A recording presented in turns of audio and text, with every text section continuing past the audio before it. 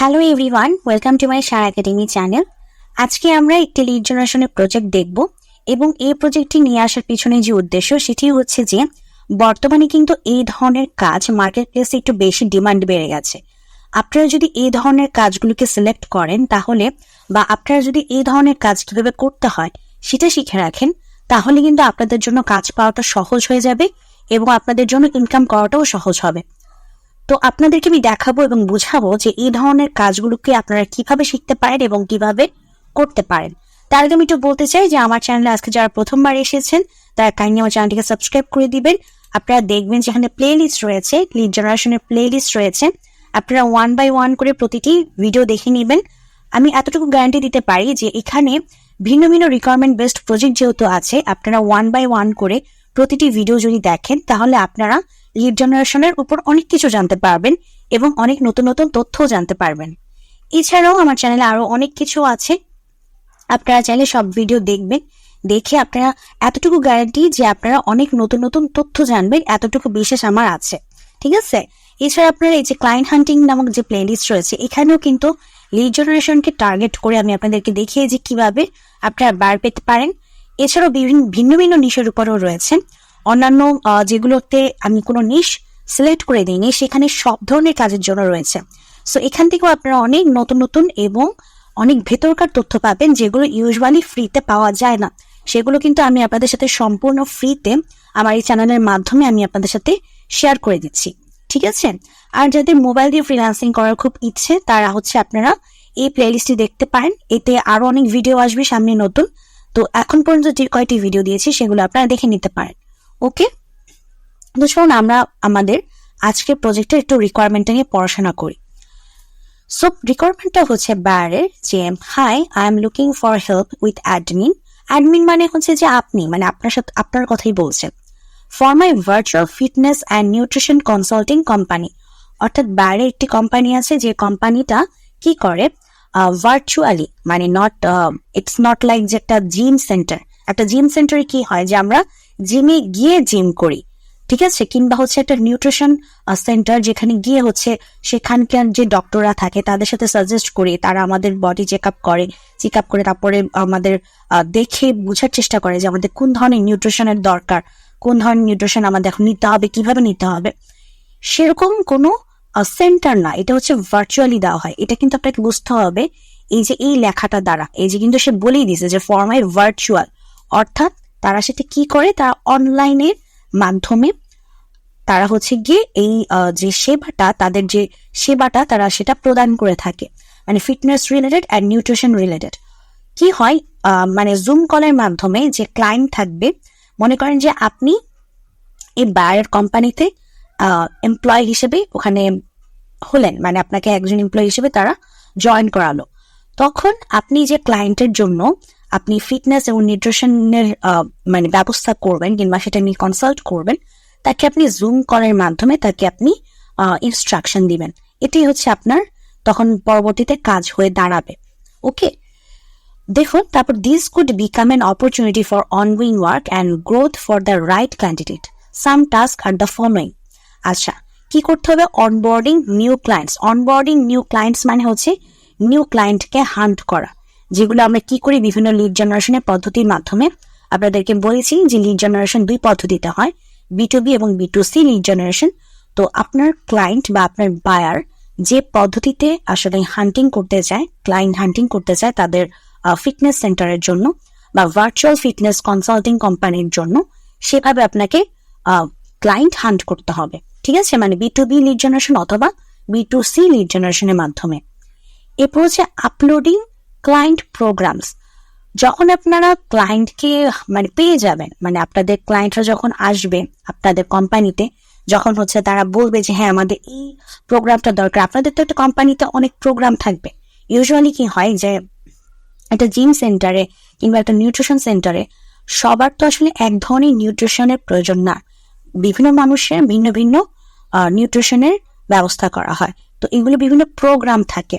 এছাড়াও কিন্তু বিভিন্ন যখন আপনি কোনো প্রকার হসপিটালে যান, সেখানে তো আপনারা সবাই ভিন্ন ভিন্ন আপনাদের রোগ নিয়ে যান। তো তখন তো আপনাদের যার যার রোগ অনুযায়ী তার ডক্টরের কাছেই যান। তো বিষয়টা হচ্ছে সেরকম যে এক একজনের প্রোগ্রাম এক এক রকম। তো কোন ক্লায়েন্টের প্রোগ্রাম কেমন, সেই প্রোগ্রামগুলোকে মানে আপনাদের যে প্রোগ্রামগুলো থাকবে, আপনাদের কোম্পানির যে প্রোগ্রামগুলো থাকবে, মানে আপনি যখন আপনার ক্লায়েন্টের কোম্পানিতে হায়ার হয়ে যাবেন তখন আপনাদের কোম্পানির যে প্রোগ্রামগুলো হবে, আপনাদের কাছে যে ক্লায়েন্টরা আসবে তাদের মোতাবেক কে কোন প্রোগ্রামটা সিলেক্ট করতেছে, কে কোন প্রোগ্রামটা মানে নিবে বা পারচেজ করেছে, সেই অনুযায়ী আপনাকে তখন তার নামটা সেটা তখন আপনাকে ওনাদের যে থাকবে সার্ভার, সে সার্ভারে আপনাকে আপলোড করে দিতে হবে। ডোন্ট ওয়ারি, এগুলো প্রথমে তারা দেখিয়ে দেয়, এখানে ভয় পাওয়ার কিছু নাই যে আমি কিভাবে কি করব। তবে আপনাকে বেসিক জানতে হবে, এমন না যে আপনি কিছুই জানেন না, তারা আপনাকে সব শিখিয়ে দিবে। তারা যেটা করবে তাদের ওই সার্ভারে কিভাবে কি হয় সেটা তারা বুঝিয়ে দিবে, কোথায় কি রাখতে হবে সেটা তারা বুঝিয়ে দিবে। বাট আপনি যদি একদমই কাজ না জানেন তাহলে আবার হবে না। এরপর হচ্ছে client email and communication. Client email এবং কমিউনিকেশন কিভাবে করবেন, আপনি ইমেলের মাধ্যমে কমিউনিকেট করবেন, মানে ইমেল লিখে তার সাথে আপনি কমিউনিকেট করবেন, তার যা যা দরকার সে আপনাকে রিপ্লাই করবে, আপনি মানে আপনি যা বলতে চান তখন আপনি সেটা লিখে তাকে জানাবেন। তারপরে বলেছে যে managing the FB community group. তো আপনার যে ক্লায়েন্টের যে সার্ভিসটা, সেই সার্ভিসের নিশ্চয়ই কোনো না কোনো গ্রুপ থাকবে। আমরা আমাদের বিভিন্ন সার্ভিসে আমরা দেখেছি যে গ্রুপ থাকে, এফবি গ্রুপ থাকে। সো এফবি গ্রুপটাতে যা যা ম্যানেজ করার, পোস্ট করা, কোনো ধরনের ব্যাড কমেন্টস আসলে সেটাকে কিভাবে হোল্ডে রাখা বা তাকে ওয়ার্নিং দেওয়া, এই বিষয়গুলোকে আপনাকে ম্যানেজ করতে হবে। তারপর হচ্ছে ক্যালেন্ডার ম্যানেজমেন্ট। ক্যালেন্ডার ম্যানেজমেন্ট হচ্ছে এটা আসলে একটা সফটওয়্যারের মাধ্যমে হয়, এটা আপনাকে একটু শিখে নিতে হবে ক্যালেন্ডার কিভাবে ম্যানেজমেন্ট করতে হয়। তো ক্যালেন্ডার ম্যানেজমেন্ট বলতে যে কোন তারিখের কোন ক্লায়েন্ট কোন প্রোগ্রামটা তার সাথে কমিউনিকেট করতে হবে, তাকে কনসাল্ট করতে হবে, তার ব্যাপারে আলোচনা করতে হবে, সেই বিষয়গুলোকে ক্যালেন্ডারের মাধ্যমে মানে পুট করে রাখা বা ওই ক্যালেন্ডারে ওখানে দিয়ে দেওয়া, যাতে করে ওই ডেটা যখন আসবে অটোমেটিক সফটওয়্যারের মাধ্যমে আপনাদের কাছে ইমেইল অথবা নোটিফিকেশন চলে আসবে যে আজকে এত তারিখ, এই তারিখে অমুক ক্লায়েন্টের অমুক প্রোগ্রাম নিয়ে কথা বলতে হবে, তার সাথে কনসাল্ট করতে হবে। সো আপনাদের মানে রিমাইন্ডার তারা দিয়ে দিবে ওই সফটওয়্যারের মাধ্যমে। সো ওরকম একটা ক্যালেন্ডার ম্যানেজমেন্ট সফটওয়্যারের কাজ আপনার জানতে হবে। এরপর minimal FB and IG post, মানে ইনস্টাগ্রাম পোস্ট অ্যান্ড শিডিউলিং। এগুলো আমরা এত ফেসবুক চালাই, ইনস্টাগ্রাম চালাই, এগুলো তো আমাদের জন্য নর্মাল কাজ, এটা তো আমরা পারবই। তারপরে উইকলি মিটিং ভায়া জুম, মানে আপনি যে কোম্পানিতে আছেন সে কোম্পানিতে আপনার জুমের মাধ্যমে আপনার সাথে মিটিং হবে, সেই মিটিং আপনাকে অ্যাটেন্ড করতে হবে। এরপর ছোটখাটো আপনাকে স্মল ভিডিও এডিটিং জানতে হবে। এটা এমন না যে আপনাকে আবার হচ্ছে কোনো প্রকার ভিডিও এডিটিং এ প্রো হতে হবে, তাহলে তো সেটা আবার ভিডিও এডিটিং মানে কোনো ভিডিও এডিটিং সফটওয়্যার বা অ্যাপস এ প্রো হতে হবে, এরকম হয়ে গেলে তো আপনি মানে ভিডিও এডিটিং এ চুজ করতে পারেন, আপনি কেন এই ইয়াটা চুজ করবেন, তাই না?